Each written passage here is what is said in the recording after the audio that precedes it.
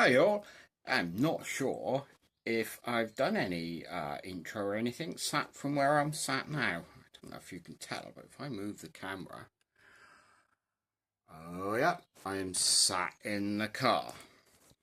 So this video, like I said in the last, is going to be back to sort of doing a kind of a general little update thing. So why am I sat in the car? I will show you.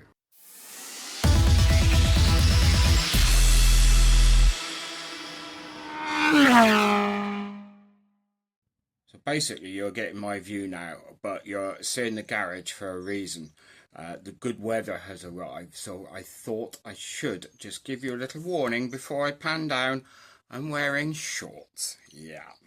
So if you find legs that are so white they're tinged slightly blue, it's probably time to look away now.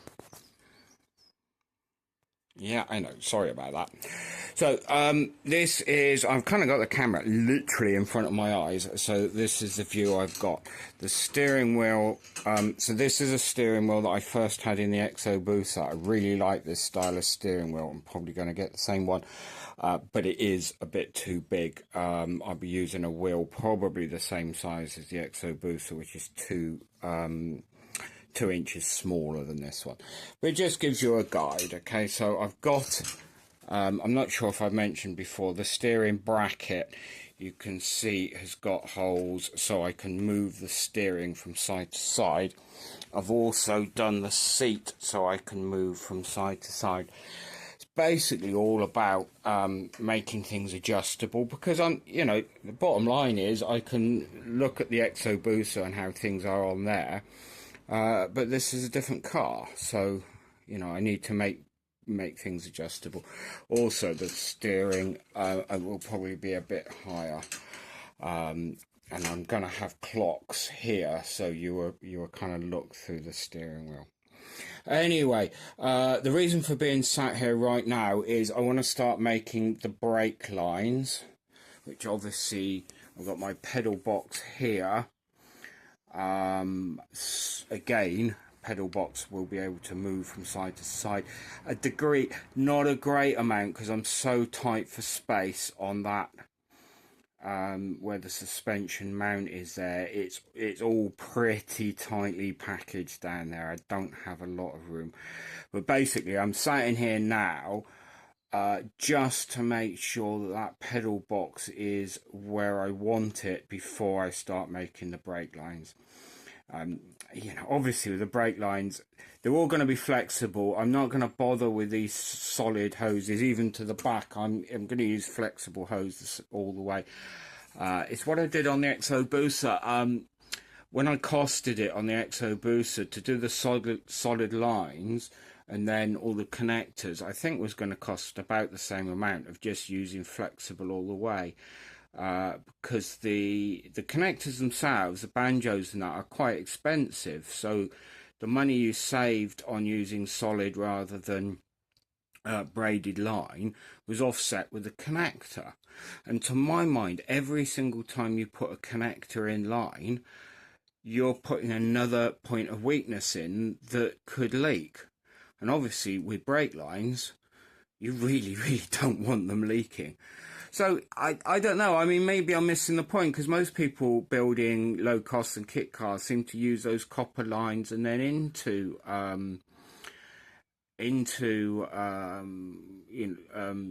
like flexible stainless lines. Maybe I'm missing the point somewhere. Anyway, that's the way I'm doing it. It's worked fine for the other.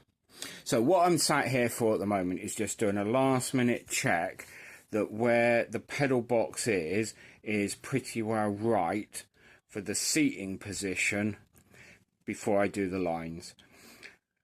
And yeah, because they're flexible lines, I'm probably being a bit over picky at the moment, because a few centimeters either way, it's not going to make a lot of difference, because you can, with a flexible line, you can kind of lose a bit of extra length without any problem. But there we are. And it gives me an excuse to sit in the seat and say brum brum brum, doesn't it? Anyway, I'll leave that as a little intro. You get an idea. I'm going to be sat very low in this car. I may well have like a little perspex bubbly thing here. I've not quite made up my mind. So the idea I'd like to get is the air coming off the front to go all the way over the top and kind of over the top of that's the roll bar above my head. But we'll see. Obviously all this is going to be experiments. Yeah, if anyone with any experience of car engine things, what I'm not sure of is what bore size I need for the master cylinder for the clutch. I'm quite happy with the brakes because the brakes are basically more or less the same as the Exo Booster, but obviously the Exo Booster has a bike clutch. This one's going to have a car clutch, so I'm not sure the bore size. So if you know, can you let me know in the comments below?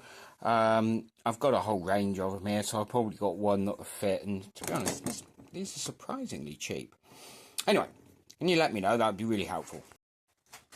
I've been beavering away out here, made the brake lines up onto the pedal box and going to the rear caliper. And just a little tip, so you get the brake lines the right length if you're ever doing this. Don't forget the front wheel steer. Guess what idiot forgot the front wheel steer and got the length really nice, but on one side was too short. Anyway, there we go. I've welded up a little tube onto a plate. So this tank came with a filler, but obviously the filler isn't going to be much use. So I've cut a disc of alley out and welded a bit of tube onto that. Then, so that will be able to screw back down where the original filler was. I know that doesn't look pretty, but this is all going to be out of sight anyway. A little bit of flexi hose, and then my body panel, which will come across here. I'll have this going through. I think what I'll do is I'll make some kind of support bracket, so there's at least 2 of these 3 holes I can screw into and keep that nice and firm. I do have the issue with take the body off. Do I take this off? I'm not too sure about that. I'm still umming and ahhing about that one. But I think that will work alright. And I've started running the fuel lines. Of course, Sod's Law says with this, the sizes of these, it's got more than I need. I need one out and one in basically. But the size of these are all different from the sizes on the swell pot. It's not really a swell pot, is it? It's reserve tank. Ugh, whatever the hell you want to call this thing. So this is going to sit behind the passenger seat. It's basically 2 litres of fuel in there, and it's to make sure that if fuel's sloshing about in there, we don't ever run dry. So the outlet there will go to the high pressure pump.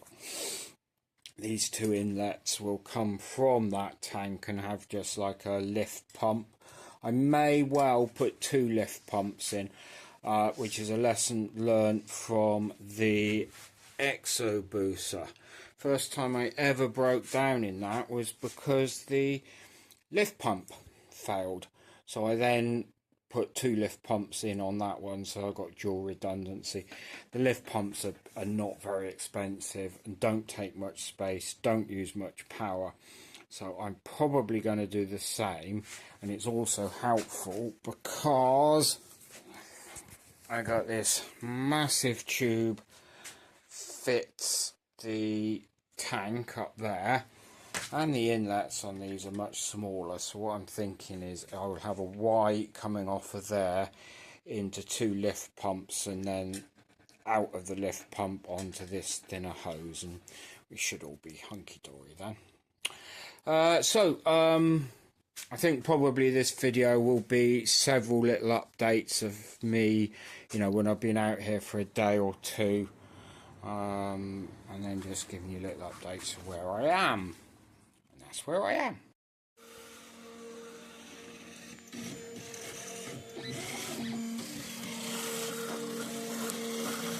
I'm afraid having to earn some money is starting to get in the way of working on the car just at the moment. It's always the same in March. What am I on about March? It's always the same in May. All these people send me their transponders that need fixing, and I need to fix them because I need to earn the money to pay for the playing in the garage. Hopefully I should be back to normal within a few weeks. I'm also having to do a bit on the exo booster on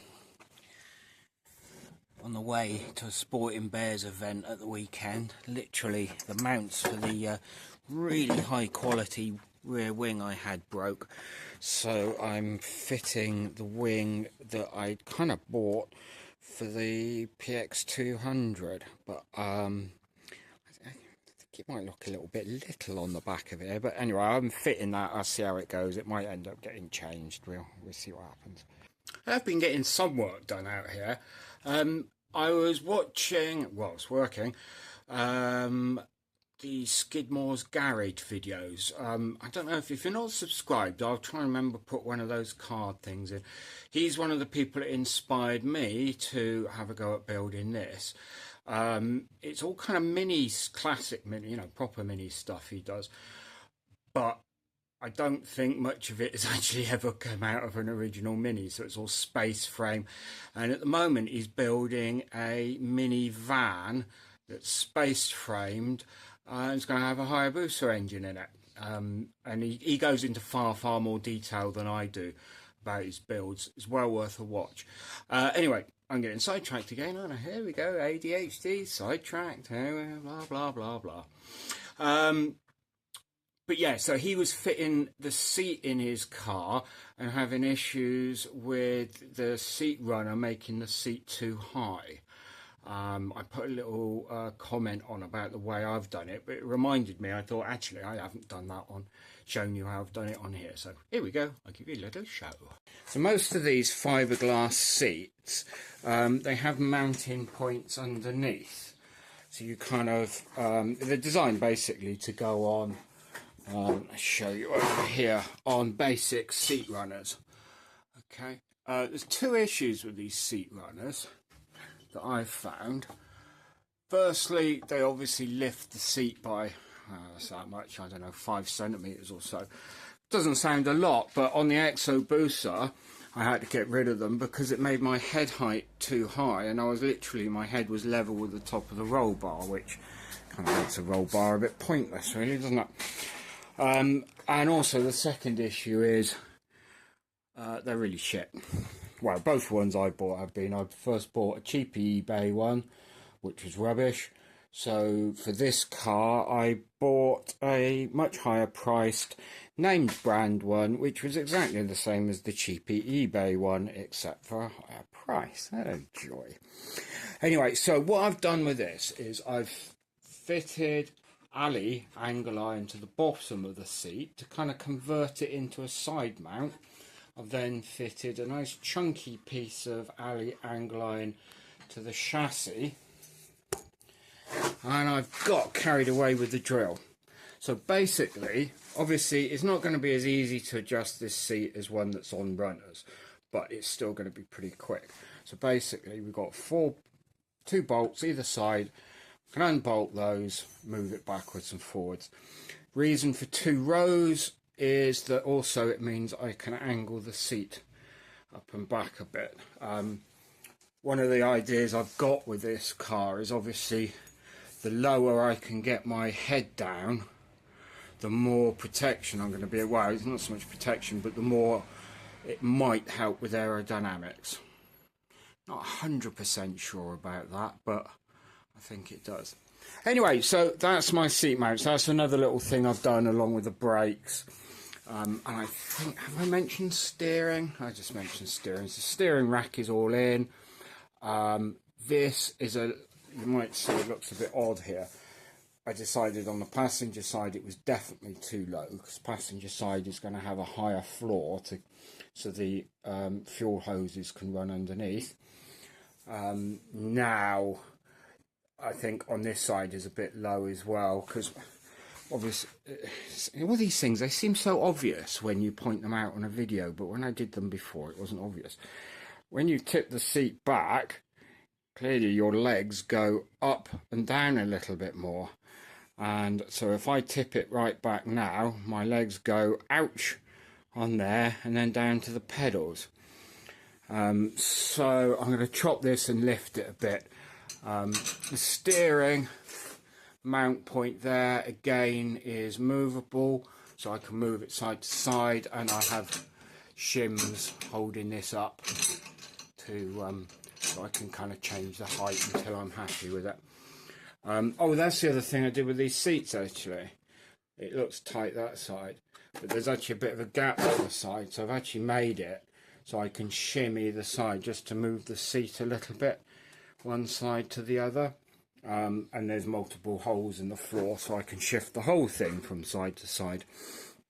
At the moment, the seat is where I think it will be, which when we go around to the front of the car, you might notice looks like it's quite a way over. Effectively, that side is the middle of the car. Okay, there's a good reason for that, and it's obviously my fat ass is going to be putting a lot of weight on this side of the car, so the nearer the middle I can get, the better for weight distribution. However, this car is going to be used on the road a fair bit. I did consider central seat, you know, 3-seat McLaren kind of styly, but realise when you're in the middle it's actually very difficult to overtake because you can't see around people. So you can have the fastest car in the world, but if you're stuck behind a tractor down the road, it's a bit pointless. So there we are. Said there wasn't much to talk about, and I waffled on now for nearly 5 minutes. That's the end of that little bit.